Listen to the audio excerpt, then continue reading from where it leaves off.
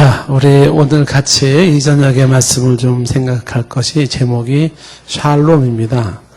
예, 우리가 교회에서 많이 쓰는 용어죠. 샬롬. 예, 우리 옆 사람한테 한번 샬롬 해보세요. 샬롬. 반갑습니다.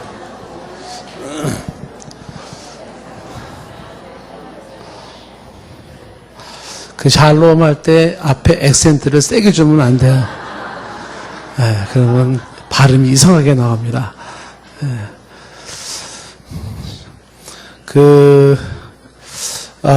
세계 인류가 평화를 원하고 있습니다. 그래서 누구나가 다 평화를 살기를 원했죠. 그래서 로마에서 강조했던 로마 시대 때는 이제 팍스 로마나 그래서 평화의 로마를 강조했습니다. 그래서 가장 안정되게 평화롭게 살 수 있는 곳은 로마다. 이제 이렇게 강조를 했습니다. 그렇다고 해가지고 로마가 그렇게 평화로운 그런 유토피아 낙원은 아니었습니다. 우리 세계대전을 치르고 나서 이제 국제사회에서도 좀 전쟁 없는 세계를 좀 살아보자.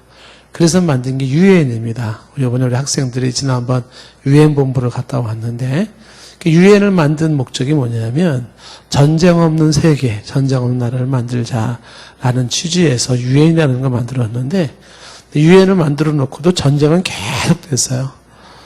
지금도 유엔 평화유지군이라는 건 있지만은 평화유지군이 있으면 뭐합니까? 지금 시리아 보십시오. 계속 막 폭탄 터지고 사람 죽고 난리 아닙니까? 세상은 평화를 원하지만 전쟁의 소문도 들어간다. 끝이 없는 게 그런 모습입니다. 한국인들도 언제부턴가 이 평안이라는 부분이 중요하다 생각해서 인사말에 안녕이 들어가는 거죠. 안녕. 안녕하십니까? 안녕히 주무셨습니까?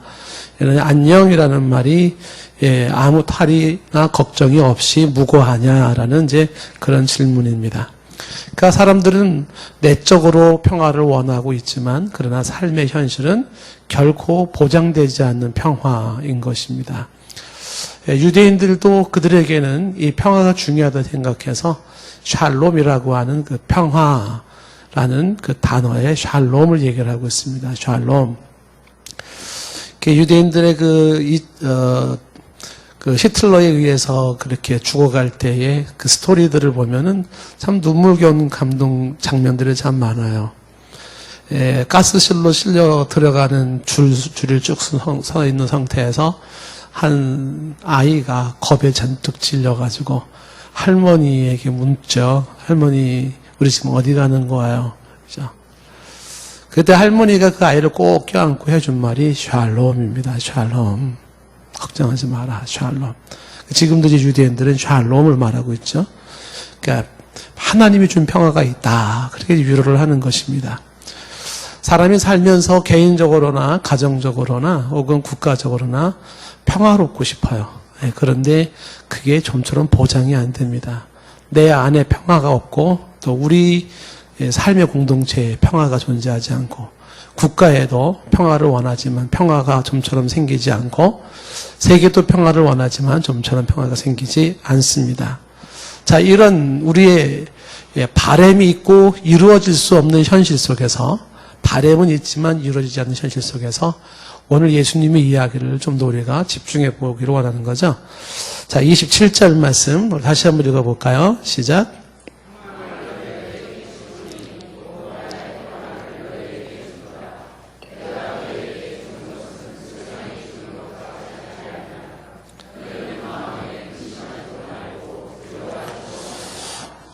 여기 27절에 평안을 너에게 그친다라고 했고요. 나의 평안을 너에게 준다 했을 때 이 평안이라는 게 그리스 말로는 에이레네라는 말인데 이게 히브리 말로 샬롬이에요.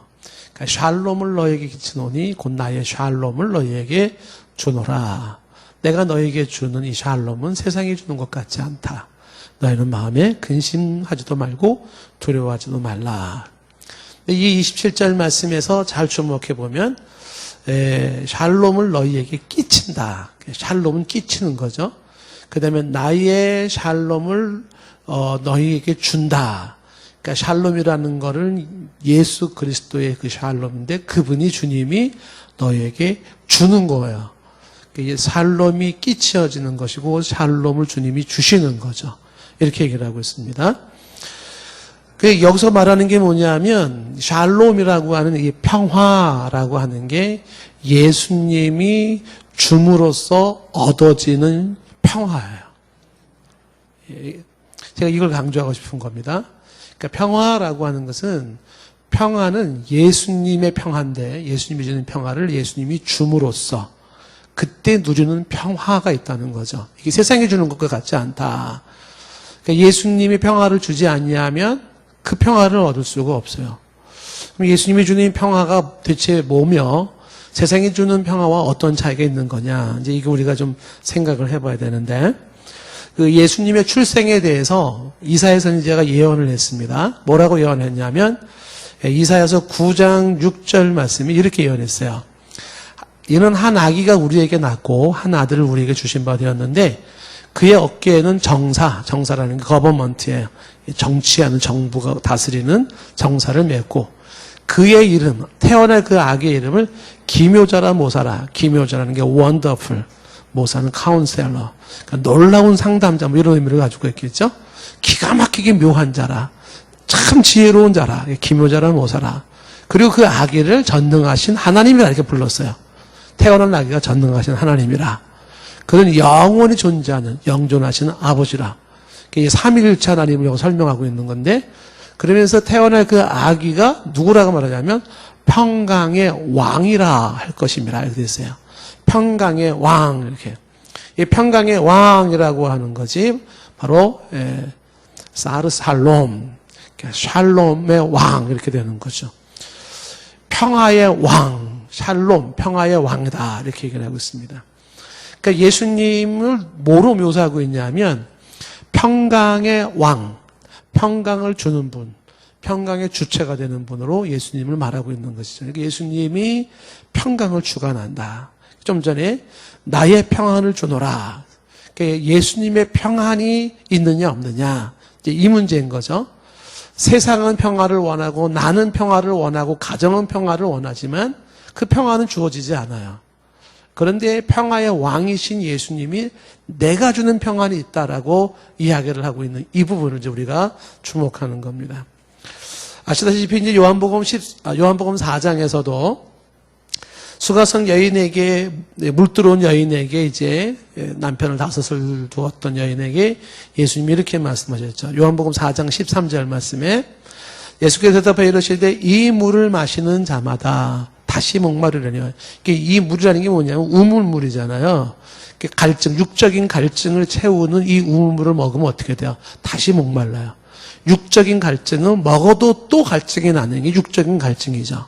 그러면서 예수님이 하시는 말씀이 14절에 근데 내가 주는 물을 마시는 자는 예수님이 주는 물이 있다는 거죠. 근데 그거는 영원히 목마르지 않대요. 내가 주는 물은 그 속에서 영생하도록 샘솟는 샘물이 되리라. 그러니까 그 물을 마시는 사람에게는 그 속에서 영원토록 샘솟는 샘물이 되는 거죠. 내 영혼에 샘솟는 샘물인데 그 예수님이 주는 물을 육적인 물과 비교를 하고 있는 거죠. 사람이 육적인 갈증을 느껴서 물을 먹지만 그것은 곧 목마른데 예수님이 주는 그 물은 샬롬의 왕이신 그분이 주는 평강은 속에서 샘솟는 기쁨이에요. 샘솟는 기쁨인데 그건 영생하도록 솟아나는 기쁨, 샘물이다. 시원함이다. 얘기를 하고 있는 거죠. 자, 유사한 얘기를 이제 요한복음 7장 37절에서도 예수님 말씀하셨죠. 명절 끝날 곧 큰 날에 예수께서 서서 외쳐 이르시되 누구든지 목마른 자는 내게로 와서 마시라. 이어진 38절에 나를 믿는 자는 성경에 이런 것 같이 그 배에서 생수의 강이 흘러나오리라 그랬어요. 그러니까 속에 샘솟는 강물같이 흐르는 기쁨, 샘물이 있다고 얘기를 말씀하고 있는 것입니다. 요한복음 14장 1절 말씀에서 예수님이 이렇게 말씀하셨잖아요. 너희는 마음에 근심하지 말아라. 근심하지 말고 하나님 믿고 또 나를 믿어라. 그러니까 근심할 문제가 아니라 하나님을 믿는 믿음이 필요하고 예수님을 믿는 믿음이 필요하다 하는 겁니다. 그러니까 믿음으로, 예수님을 믿음으로 마음의 근심을 몰아낸다 이런 뜻이겠죠. 자, 예수님이 누구냐 할 때 그 예수님이 지금 말씀에서 강조하는 거 예수님은 평화의 왕이시고요. 그 평화의 왕이신 평화를 주관하신 그분이 나의 평화를 너희에게 준다.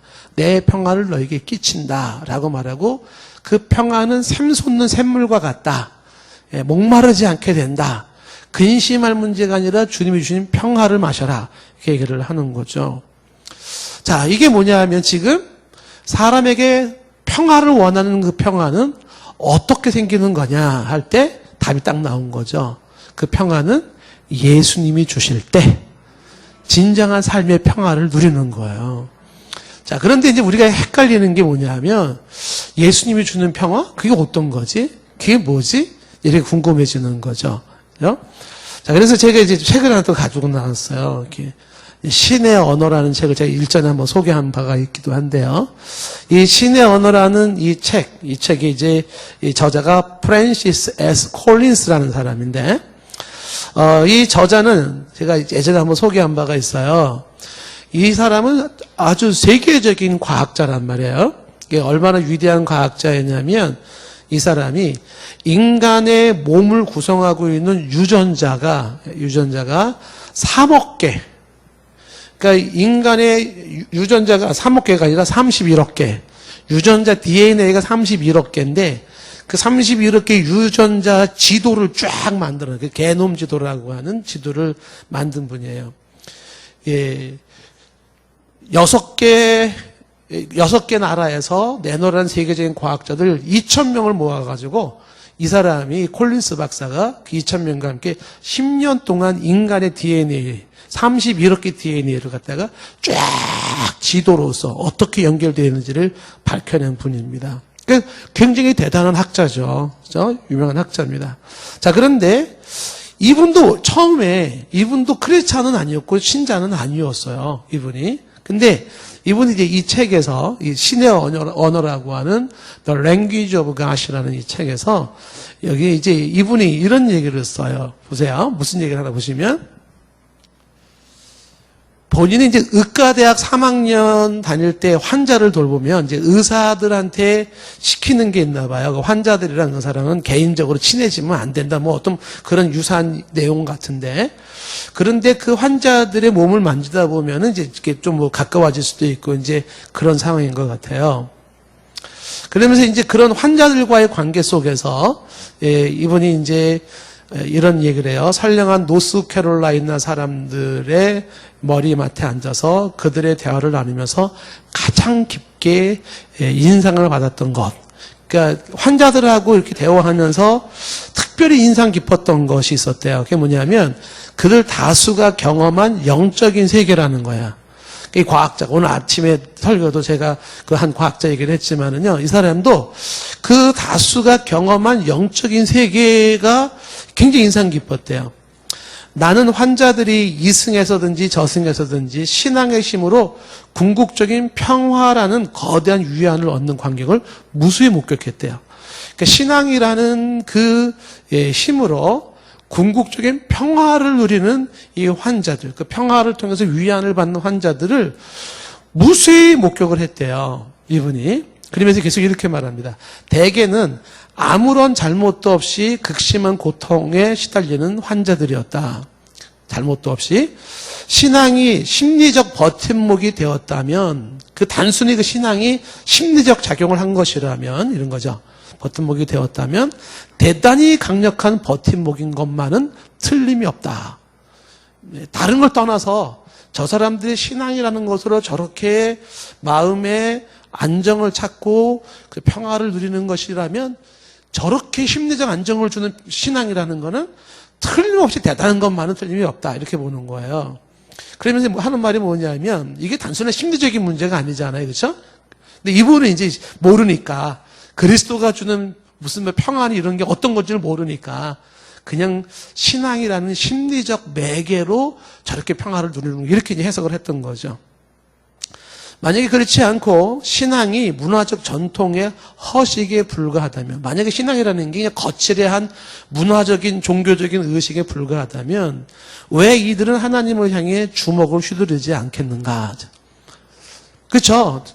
대체 뭐 신앙에 대해서 막 하나님이라는 존재에 대해서 주먹을 휘두르지 않겠습니까? 근데 이게 단순한 종교적인 문화적인 게 아니라는 거죠. 왜? 사람들은 내가 가지는 종교에 속았어 그러고 막 주먹을 휘두르는 게 아니라 그 속에서 엄청난 평화를 누리고 있는 거거든요. 그러니까 이분이 이게 이제 단순한 그런 전통적인 혹은 종교적인 뭐 의식에 불과한 게 아니지 않는가라는 생각을 했다는 거죠. 제발 사랑스럽고 자비로운 초자연적인 힘이 어쩌고 저쩌고 하는 친구와 가족들의 입을 틀어막아 달라고 하지 않았겠는가. 만약에 이게 잘못된 거라면 야 그런 소리 하지 말라고 나 속았다고 막 그렇게 말하지 않았겠냐는 거예요. 이제 그런 궁금증이 있는 상태에서 이제 이분이 자신이 가장 당혹스러웠던 순간을 얘기를 하는데 치료가 불가능한 한 환자를 만난 겁니다. 여기 심각한 뭐 양기나라고 되어 있는데 급성 편도염이라고 되어 있어요. 급성 편도염으로 날마다 고통에 시달리는 한 할머니를 만났는데 그 할머니가 이 과학자한테 종교가 뭐냐고 물었대요. 종교가 뭐냐, 이 할머니가. 지극히 점잖은 이 할머니의 질문이었다.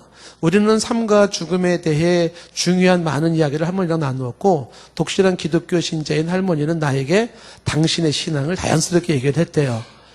나는 얼굴을 붉히면서 이 사람이 할머니가 자꾸 그렇게 얘기를 하니까 얼굴을 붉히면서 이 의사가 확신이 가지 않습니다 라고 말했더니 확신이 되지 않는다. 근데 할머니의 노골적인 그 놀라움은 내가 거의 26년 동안 회피해온 난처한 문제를 끄집어냈다. 나는 믿음을 찬성하거나 반대하는 근거에 대해 한 번도 심각하게 고민해 본 적이 없는 사람이었다. 그 할머니의 질문에 자기는 믿음이라는 걸 생각해 본 적도 안 했었는데 그 할머니의 그 질문이 자기를 괴롭혔다는 거예요. 그때의 일은 며칠을 두고 나를 괴롭혔는데 나는 스스로 과학자라고 생각하지 않았던가. 과학자는 자료를 검토하지 않고 결론을 내리는 경우는 없다는 거죠. 자료를 가지고 검토해보고 결론을 내려야 된다는 거죠. 그런데 그 할머니의 그 대담한 평화와 함께 주어지는 종교를 물었던 그 이야기에 이분이 며칠을 그게 충격으로 그렇게 자기를 자극하면서 이렇게 얘기를 하는 거예요. 만약에 인생에서 신이 존재하는가라는 이 질문보다 더 중요한 질문이 있을까라는 생각이 들었다는 거죠. 사람이 살아가는 데 있어서 자기가 과학자로 유명하지만 신이 존재하는 것일까라는 질문보다 더 중요한 질문이 있겠냐는 거예요.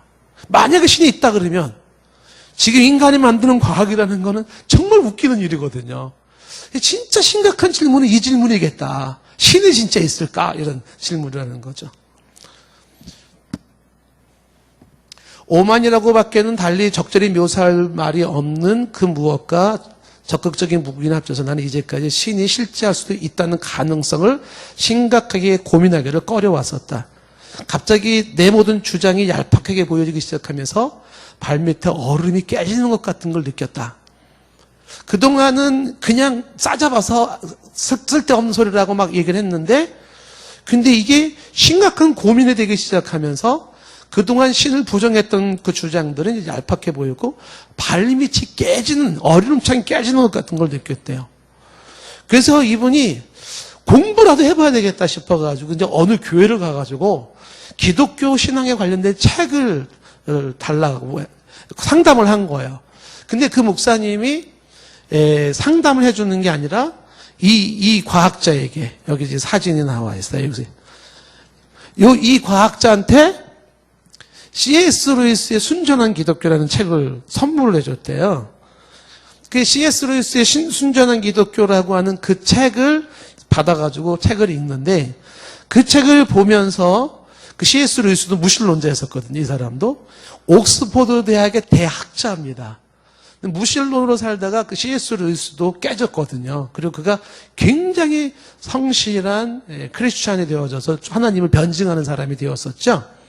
근데 그가 쓴 책이 순전한 기독교라는 책인데 그 순전한 기독교 C.S. 루이스 책을 보면서 그동안 사람들 만날 때마다 신앙은 허구적인 거야, 신앙은 쓸데없어라고 주장했던 자기의 모든 주장, 그거를 C.S. 루이스가 이미 깊이 있게 다 파악하고 거기에 대해서 논설을 펴기 시작했는데 그 책을 보면서 자기가 그동안 기독교 허구성을 주장했던 것이 초등학생 수준에 불과하다는 걸 알게 됐대요.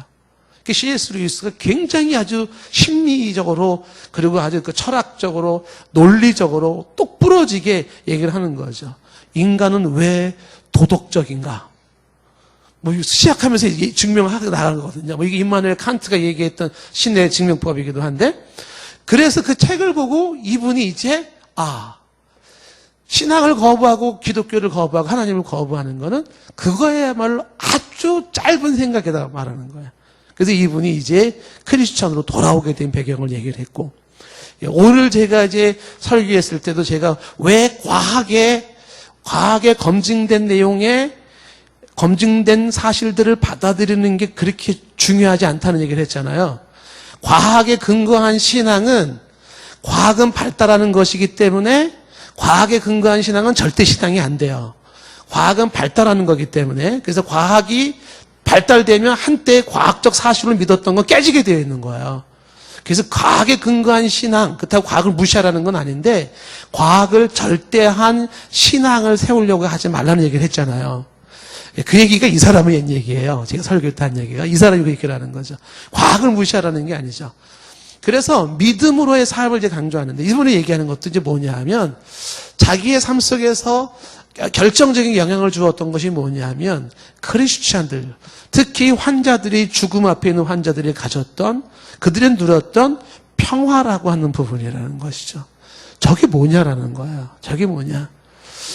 잘못한 것도 없고 뭔가 특별한 문제가 없는데도 고통하는 그 상황 속에서도 한 할머니 한 분이 그 담대함과 평안함을 가지면서 죽음을 눈앞에 두면서도 의사에게 종교가 뭐냐고 물었던 그런 모습 속에서 이분이 충격을 먹기 시작을 한 것이죠. 자, 무슨 얘기냐면 크리스찬들이 믿음을 가지고 살아갈 때 거기에는 한 가지 놀라운 일이 있는데 뭐냐면 평화의 왕이신 예수 그리스도로부터 주어지는 평화가 있다는 거예요. 이거를 엑스레이로 찍어서 보여줘야 되나요? 아니면 무슨 뭐 도식을 해가지고 보여줘야 되나요? 설명이 안 되는데 단지 현상적으로 결과적으로 나타나는 게 뭐냐면 수많은 사람들이 그 그리스도로 인하여 얻은 마음의 평화를 누렸던 사람들이 너무 많다는 거예요. 이게 뭘 얘기하는 거냐? 도무지 이해가 안 되는.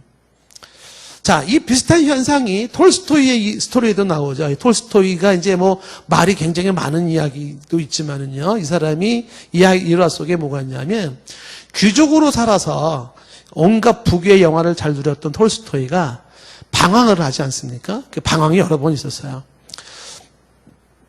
인생의 만족을 느끼지 못했던 거죠. 근데 이 사람이 자기 삶에 그런 막 삶의 모순을 느끼고 공포를 느끼고 불안을 느끼고 정착이 안 되는 그런 삶을 살던 이 톨스토이의 인생의 하나의 그 충격적인 사건이 뭐냐면 어느 한적한 시골길을 걸어가던 중에 시골 농부를 만났는데 그 얼굴이 유난히도 평화가 깃들어 있다는 거죠. 평화로운 농부를 본 거예요. 그래서 톨스토이의 작품을 보면은 도시인들의 그 풍요 속에 살면서 그 찌들어 있는 그 삶과 가난 속에 살아있는 농부들의 평화를 대조적으로 쓴 소설들을 막 읽고 있지 않습니까? 톨스토이의 그 이야기 속에. 그러니까 이 시골 사람들이 가지고 있는 얼굴에 깃든 그 평화를 보았던 거예요, 이분이. 그래서 농부에게 가서 평화스러운 삶의 비결이 뭐냐고 톨스토이가 물은 겁니다. 어떻게 이렇게 평화로울 수 있습니까? 그랬더니 농부가 하는 말이 하나님을 의지하고 살기 때문에 언제나 내 마음은 기쁨 뿐입니다. 라고 말을 하더라는 거예요. 그리고 이때부터 톨스토이가 하나님을 의지하는 삶에 주어진 평화가 뭐냐. 그리고 하나님을 찾기 시작했다는 겁니다. 톨스토이가 하나님을 자신이 개인적으로 만나면서 과거의 불안과 공포에서 사라지기도 했고, 뭐 이것이 이제 러시아 정교에서 뭐 종교적 갈등을 만드는 뭐 여러 가지 요인이 있지만은 톨스토이는 하나님을 아는 것, 거기서 맺어 생기는 평화를 그가 본인도 경험을 한 거예요. 그래서 인간에게는 다른 것이 아니라 하나님과의 관계 속에서 얻어지는 평화가 있다라는 것을 이야기하는 거예요. 톨스토이 발견이에요. 인간의 행복은 하나님과의 좋은 관계에서 주어진다라는 얘기를 하고 있죠.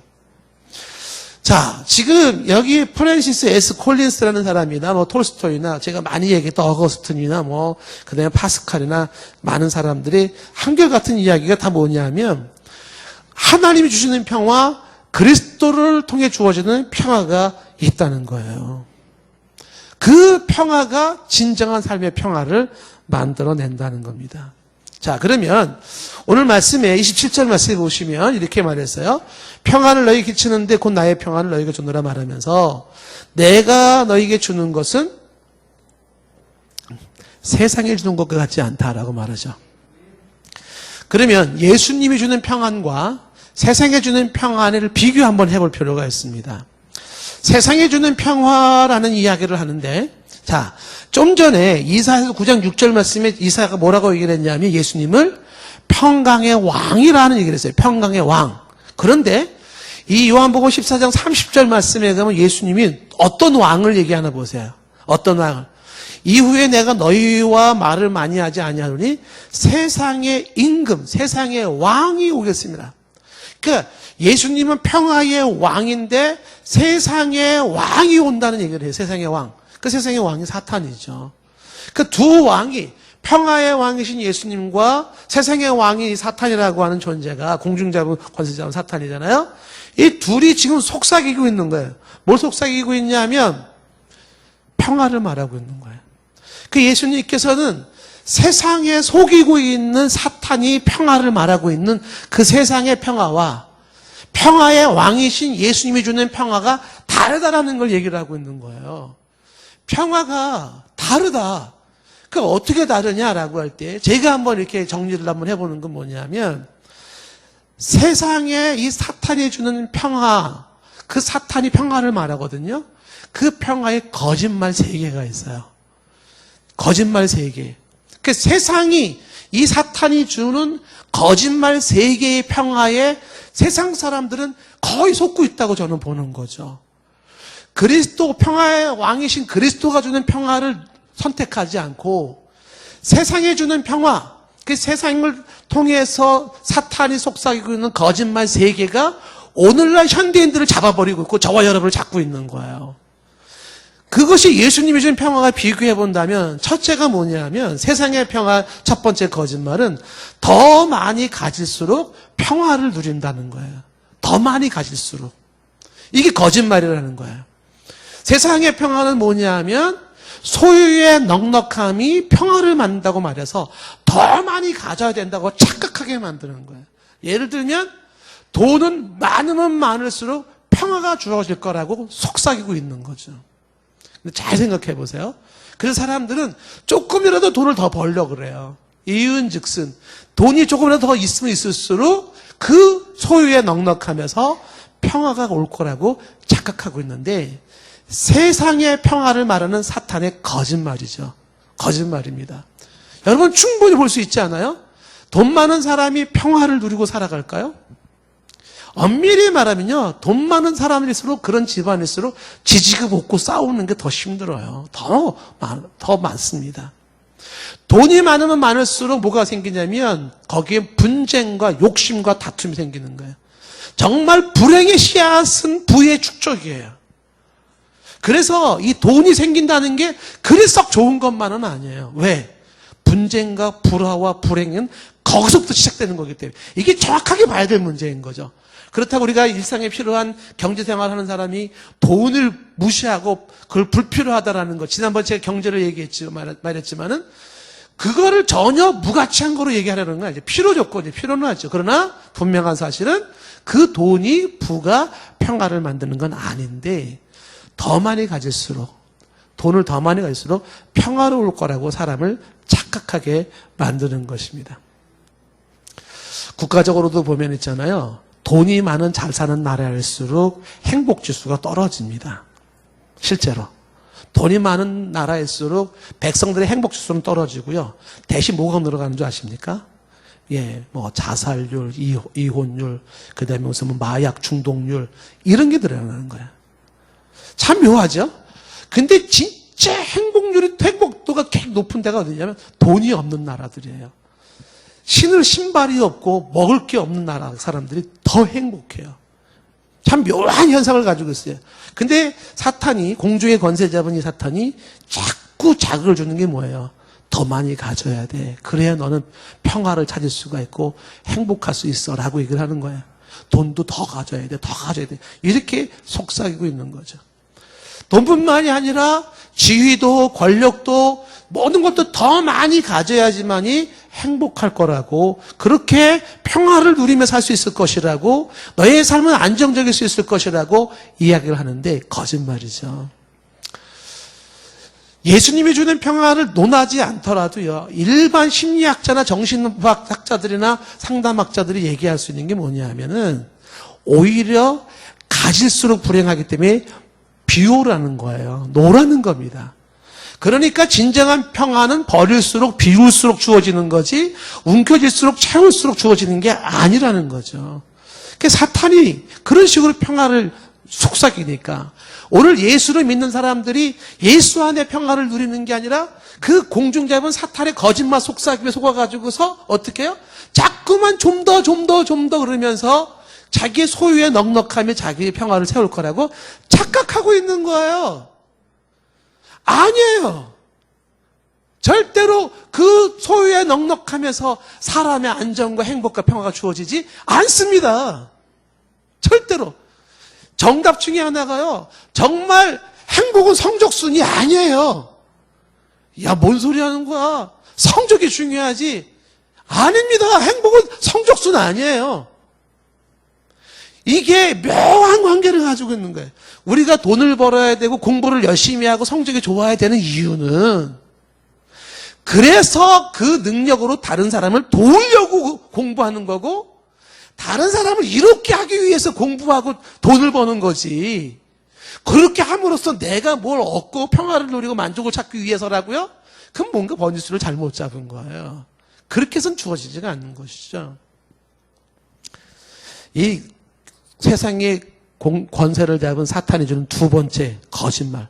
이 세상이 주는 평화와 주님이 주는 평화의 차이점을 비교할 때 두 번째 거짓말이 뭐냐 하면 이 사탄은 세상을 정령하면서 세상 사람들이 이렇게 말하고 있는 거죠. 평화는 외부의 환경 조건에 달려있다라고 얘기를 하는 거예요. 환경 조건에 달려있는 것이다 라고 이야기를 하죠. 저는 이걸 거짓말이라고 말합니다.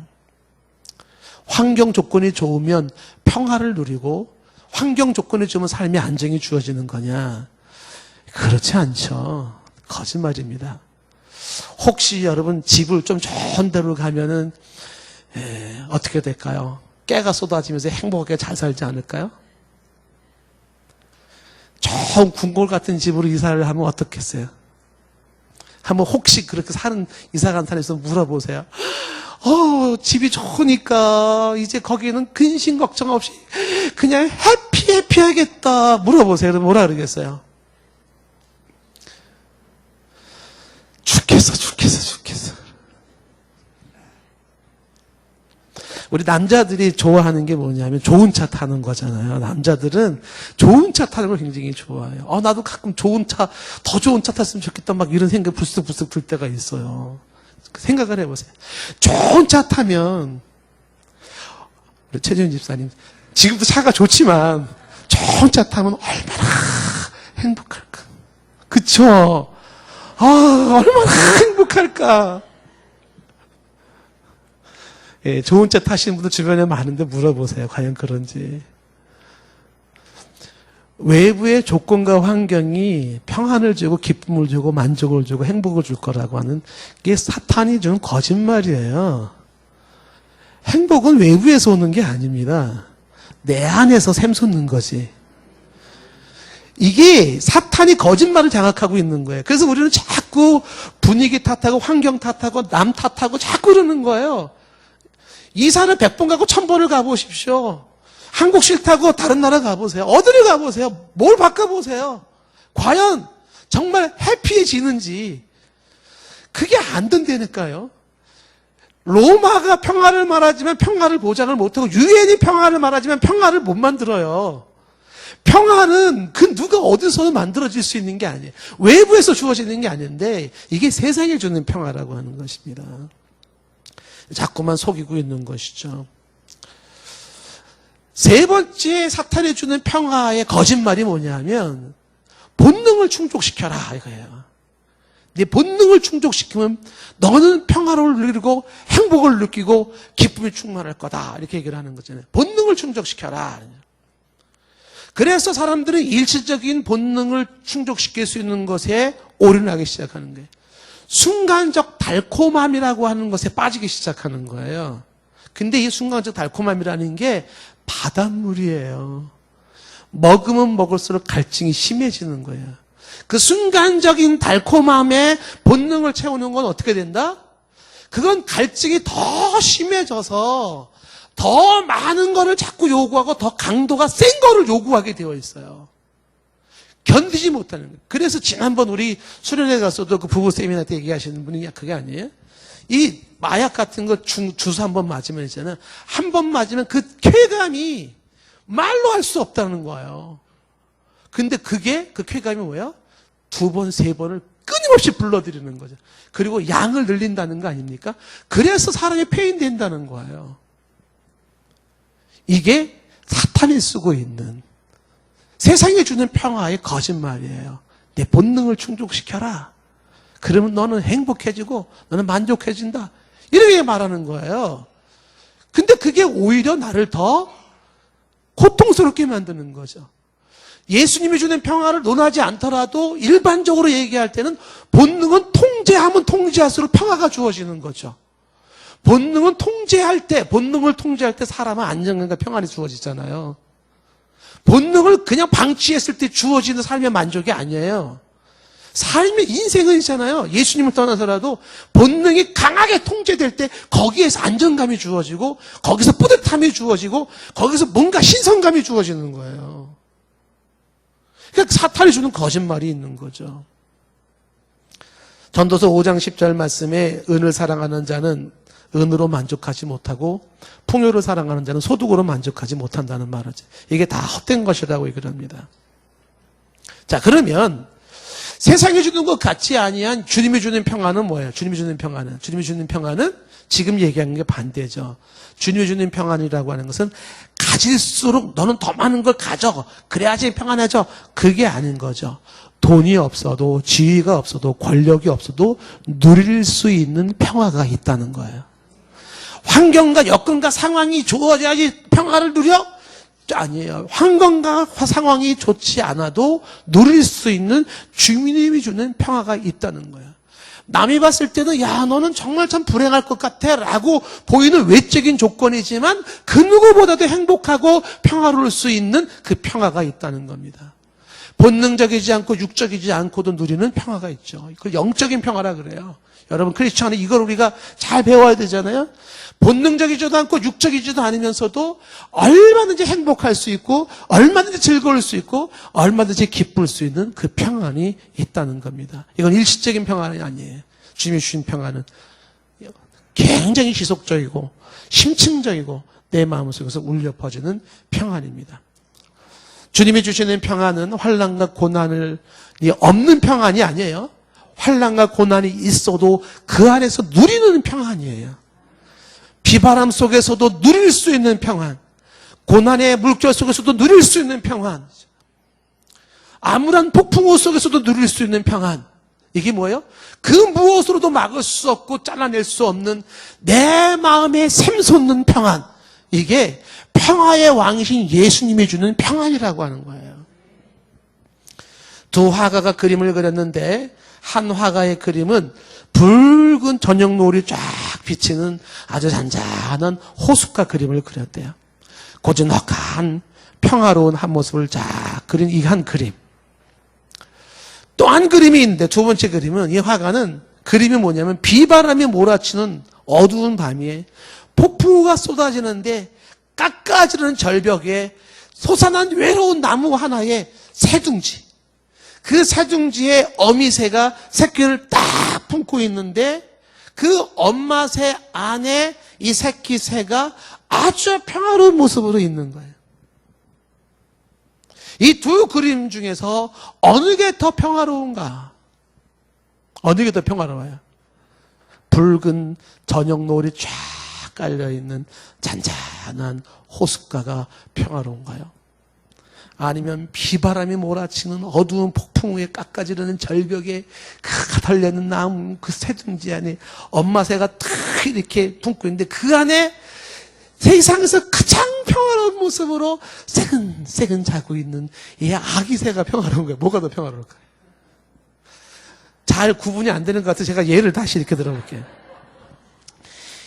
한쪽은 붉은 저녁 노을이 비치는 잔잔한 호반에 고즈넉한 평화로운 내 그 앞에 엄마하고 애하고 머리 잡고 싸우면서 막 씩씩거리면서 막 산에 중리 그러고 있어요, 이게. 근데 이쪽 한쪽 그림은 비바람이 몰아치는데 그 엄마 새한테 편하게 자고 있어요. 이러면 조금 비교가 되겠죠. 뭐가 평화로우세요? 아이고, 그거죠. 참. 예수님께서 풍랑 속에서 주무시는 거잖아요. 평화를 가진 자들이 누리는 모습이에요. 풍랑 속에서 주무시는 모습. 이 베드로가 헤롯에 지금 잡혀가지고 감옥에 갔단 말이에요.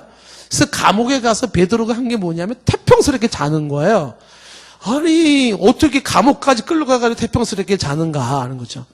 사도행전 12장 6절 말씀에 보니까 헤롯이 잡아내려고 하는 그 전날 밤 베드로가 두 군인 틈바구니에서 뭐 하고 있냐면 쇠사슬에 묶여있는 채로 누워서 자는 거예요. 파수꾼이 문 밖에서 문을 두드렸어요. 옥문을 지켰어요.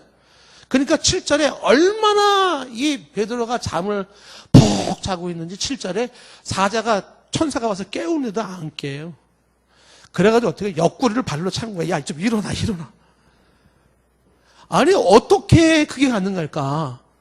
예수님이 어떻게 풍랑이 일어나는 배가 왔다 갔다 하는 곳에서도 주무실 수 있었을까? 어떻게 베드로가 옥문 속에 쇠사슬에 묶여있는 상태에서도 그렇게 푹 빠져가지고서 천사가 옆구리를 쳐서 깨워야 할 정도가 되었을까?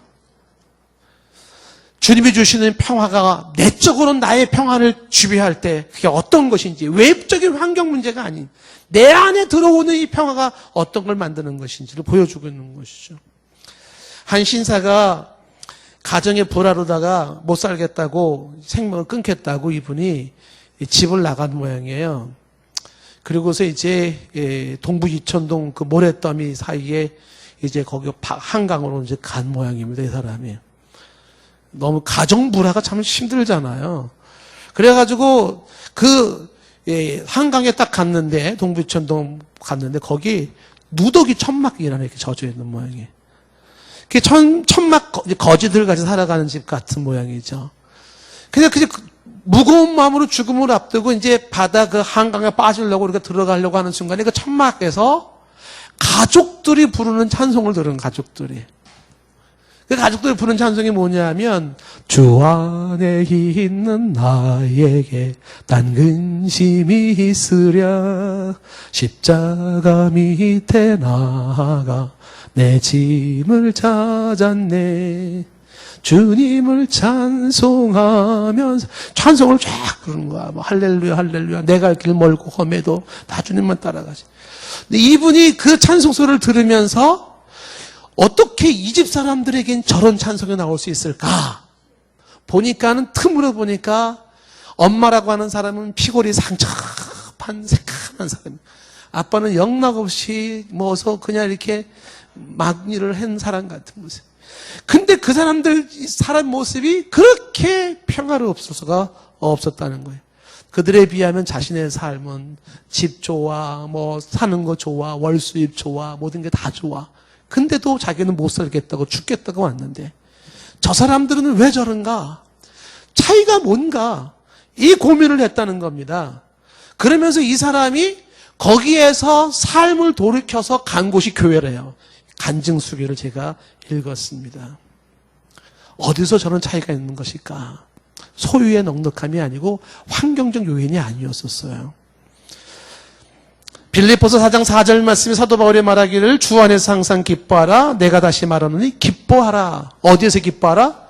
주 안에서 기뻐하라. 내가 다시 말하노니 기뻐하라. 감옥 안에서 쓴 편지고 가장 힘든 순간에 제일 많이 빌립보서 쓴 단어가 기쁨이에요. 그 기쁨은 주님이 주시는 기쁨인 것입니다. 고린도서 4장 7절 말씀 기억하시나요? 우리가 이 보배를 질그릇에 가졌으니 이런 심히 큰 능력은 하나님께 있고 우리에게 있지 아니하면 알게 함이라.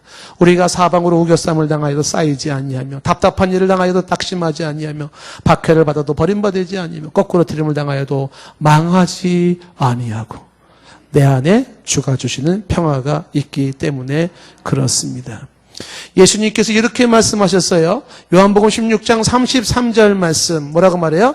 이것을 너에게 이르는 것은 너희로 내 안에서 어디 안에서? 주님 안에서 평안을 누리게 하려 함이라. 주 안에 평화가 있음을 기억하십시오. 내가 이걸 너에게 말하는 것은 내 안에 주님 안에 평안을 누리게 하려 함이라. 세상에서는 너희가 환난을 당할지 모르지만 담대하라. 내가 세상을 이기었노라 말씀하고 있습니다. 여러분에게 한 사람 이야기를 제가 읽은 글 하나를 읽어드리고 오늘 설교를 맺고 싶어요. 유치원 다니는 딸 하나를 두고 있는 부부가 행복하게 살았대요. 그런데 하루는 아내가 이를 모를 병으로 앓다가 그만 죽고 말았답니다. 먹구름이 가정을 덮었어요. 그제 아버지와 딸이 엄마를 장례를 치르고 집에를 들어왔는데 집에 들어와서 엄마가 없는 그 집에 이 아버지와 딸이 방과 부엌 그 응접실에는 하나도 변한 것이 없는데 모든 게 다 낯설게 보이기 시작했대. 이분이 그날 밤 잠을 자는데 아빠가 딸을 침대에 눕히고 기도해 주면서 편히 자라고 얘기를 한 겁니다. 그러고 들어오는 순간에 애가 울기 시작하는 거예요. 그래서 아빠가 가봤더니 딸내미가 하는 말이 아빠 무서워라고 얘기를 하는 거예요. 아빠가 타일을 넣습니다. 아무리 어둡고 무서워도 아빠가 내 옆에 있으니 무서워하지 말고 자거라 그런 거예요. 그러니까 애가 하는 말이 아빠 아무리 어둡고 무서워도 아빠는 내 곁에 있을 거지 나를 사랑하지 라고 이야기를 해서 그렇다고 얘기를 해주니까 알았다고 아이가 이제 자기 시작한 거예요. 대화를 나누고 이 사람이 방으로 들어와서 이 이야기가 메아리치기 시작한 것이죠. 아무리 어둡고 무서워도 내가 내 옆에 있으니 두려워하지 마라. 이 음성이 들리기 시작하는 거예요. 아무리 어둡고 그리고 아무리 무서워도 내가 너를 사랑하니 무서워하지 마라. 아이에게 했던 말이 하나님이 자기를 향한 말씀으로 들려주기 시작하면서 그 앞에서 그 무릎을 꿇고 울면서 기도를 했다는 겁니다. 하나님 내가 인생이 아무리 어둡고 인생이 아무리 두렵다 하더라도 주님이 계시니 내가 주님의 그 사랑이 있으니 주님이 나를 떠나지 아니하니 제가 강하고 담대할 수 있겠습니다라고 기도했다는 것입니다. 주께서 심지가 견고한 자를 평강과 평강으로 지키신다고 말씀하고 있어요. 이사야 26장 3절 말씀이죠. 주께서 심지가 견고한 자에게 주는 이 평강, 그 이유는 그가 주를 신뢰하기 때문인 것이죠. 주를 신뢰하기 때문인 겁니다. 오늘 제가 여러분에게 주는 메시지는 하나야죠. 뭡니까? 주님이 주시는 평안이 있다는 것입니다. 다른 데서 평안을 찾지 마시고 주님과의 관계 속에서 주님이 주시는 평안을 누리며 평생 살아갈 수 있는 행복한 삶을 기원합니다. 찬양을 같이 불러보겠는데 이 찬양을 제가 같이 부르는 것도 좋을 것 같기도 해서 부르겠습니다. 우리 부르면서 헌금하도록 하겠는데요. 아주 오래된 노래이긴 한데 한번 같이 찬양을 해보겠습니다.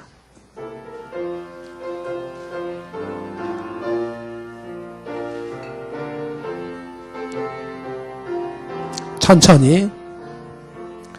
내 맘속에 있는 잠든 이 평화는 누구도 앗아갈 수 없네. 주는 내 마음의 구주 되시었네. 오 주 없인 살 수 없네. 오 주 없인 살 수 없네. 주님만 나를 구하시네. 주님 없는 세상 평화 없네. 오 주 없인 살 수 없네. 평화 없는 세상 고통과 싸움뿐 사람들 모두 두려워해. 평화의 주님이 다시 올 때까지 죄와 전쟁은 끝이 없네. 오, 주 없인 살 수 없네. 조직 주님 평원이네. 주님 없는 세상 평화 없네. 오, 주 없이 살 수 다시 한번 해봅니다. 내 맘속에 있는 참된 이 평화는 누구도 앗아갈 수 없네. 주님은 내 맘의 구주 되시었네. 오, 주 없인 살 수 없네. 오, 주 없인 살 수 없네. 주님만 나를 구하시네. 주님 없는 세상 평화 없네. 오, 주 없인 살 수 없네. 평화 없는 세상, 평화 없는 세상, 고통과 싸움뿐 사람들 모두 두려워해. 평화의 주님이 다시 올 때까지 죄와 전쟁은 끝이 없네. 오, 주 없인 살 수 없네. 오직 주께만 구원이 있네. 주님 없는 세상 평화 없네. 오, 주 없인 살 수 후련만 오, 주 없인 살 수 없네. 오, 주 없인 살 수 없네. 오직 주께만 구원이 있네. 주님 없는 세상 평화 없네. 오, 주 없인 살 수 후련만 다시 한번 오, 주 없인 살 수 없네. 오, 주 없인 살 수 없네. 그렇습니다, 주님.